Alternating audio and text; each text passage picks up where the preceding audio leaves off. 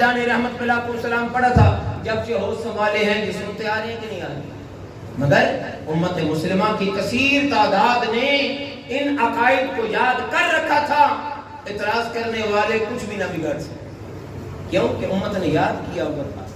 جب سبق یاد ہو، بھلانے والا لاکھ کوشش کرے وہ نہیں بھلوا سکتا۔ جب سبق یاد ہی نہ ہو تو پھر بندے کو دیکھتے جو بھول جاتا ہے۔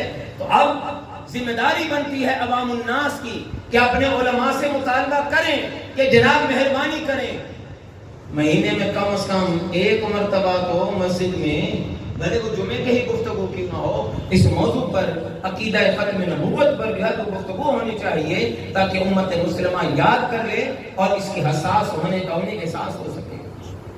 اور عزیزان گرامی، قرآن مجید کا پہلا پارہ بڑی مشہور آیت ہے، ایک تو یہ آیت آپ کو میں نے پڑھ کر سنا دی، ما کان محمد ابا احد من رجالکم ولکن رسول اللہ وخاتم النبیین۔ اور بھی کئی آیات مقدسہ میں کوشش کروں گا آسان آیات پڑھ دوں تاکہ سب کو یاد رہ جائے۔ الف لام میم ذالک الکتاب لا ریب فیہ، یہ رکوع تو اکثر کو آتا ہی ہے، اور بریلویوں کو تو آنا چاہیے نا، کیونکہ آپ ختم بہت پڑھتے ہیں، آپ ختم بہت پڑھتے ہیں نا، تو ماشاءاللہ وہ ختم پڑھنے والا بھلے اپنا ہو یا بیگانہ ہو، اس میں تو ہم پرواہ نہیں کرتے ختم کس سے پڑھوا رہے ہیں، اور مجھے اس کا کوئی رنجش بھی نہیں ہے اور مجھے اس کی کوئی دکھ بھی نہیں ہے، لیکن آپ کی سادگی پر بڑی حیرانگی ہوتی ہے۔ بھارت جو بھی پڑھے کوئی بے رکوع پڑھتا ہی نہیں پڑھتا۔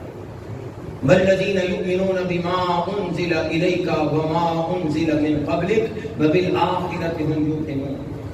کبھی ان آیات پر بیٹھ کر ہم نے غور کیا؟ میرے آقا صلی اللہ علیہ وسلم کی یہاں سے ختم نبوت ثابت ہوتی ہے۔ کیسے؟ فرمایا دیکھو مومن کس کو کہتے ہیں؟ والذین یؤمنون بما انزل الیک، اے محبوب مومن وہ ہیں جو ایمان رکھتا ہے اس کلام پر جو آپ کی طرف اتارا گیا، اور وہ کلام کیا ہے؟ قرآن مجید۔ اور کس پر ایمان رکھتے ہیں؟ وما انزل من قبلک، اور آپ سے پہلے جو کلام اتارا گیا مومن اس پر بھی ایمان رکھتے ہیں۔ اب جو میرے آقا پر اترا اس پر بھی ایمان، میرے آقا سے پہلے جو اترا اس پر بھی ایمان، آگے یہ لکھا ہوا ہے جو آپ کے بعد اترے گا اس پر بھی ایمان رکھتے ہیں۔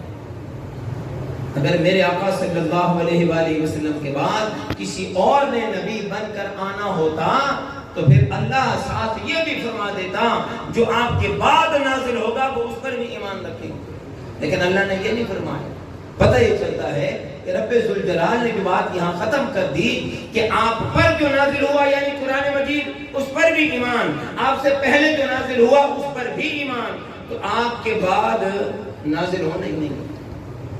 تو یہ آخری کلام ہے، اور اسی کلام کے اندر رب ذوالجلال نے کیا فرمایا؟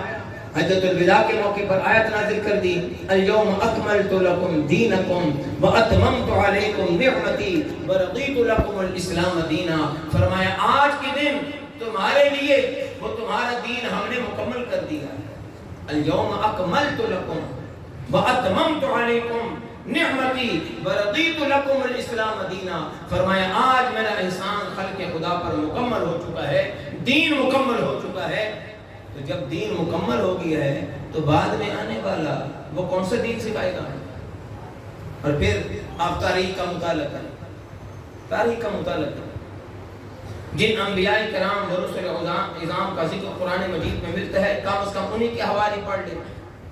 جب کوئی نبی اس دنیا سے جاتا تھا تو بعد میں بتائیں امت گمراہی کی طرف چلی جاتی تھی یا ہدایت پر اثر دراز تک رہتی تھی؟ امت گمراہی کی طرف چلی جاتی۔ حضرت عیسیٰ علیہ السلام، حضرت موسیٰ علیہ السلام، حضرت نوح علیہ السلام آپ پڑھ کر دیکھیں، اپنی امت کے درمیان موجود، تبلیغ کا سلسلہ موجود، اکثر نے تو ایمان قبول نہ کیا، چند افراد نے ایمان قبول کیا، آگے ان کی نسلیں 200 سال 300 سال کے بعد کیا ہوتا؟ وہ دین مٹنے لگ جاتا۔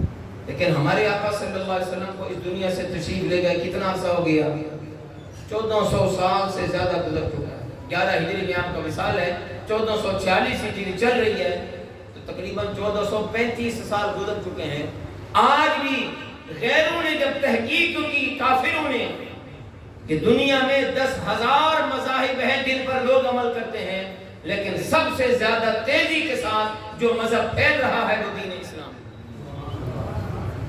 میرے بھائی ابھی بھی یقین نہیں آتا کہ ہمارے آقا صلی اللہ علیہ وسلم اللہ کے آخری نبی ہیں، ورنہ دین تو لوگ چھوڑنا شروع کر دیتے تھے.